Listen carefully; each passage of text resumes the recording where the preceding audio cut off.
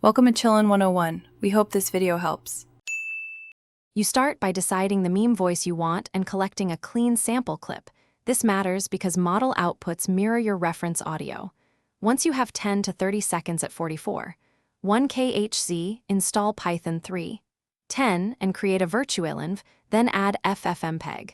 If you have a GPU, make sure drivers and CUDA match the toolkit. Next, pick a TTS system that supports voice cloning. This sets constraints on sample length and file format, so read the model notes now.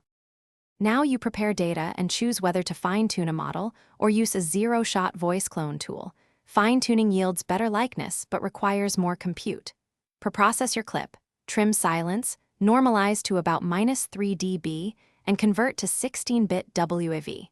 Configure the training loop with short demo epochs first, then longer runs when samples look right.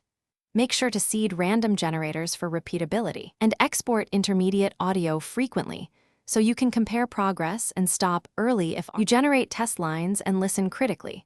Adjust pitch, speech rate, and prosody settings until the meme character reads naturally. Once satisfied, post-process in a DAW.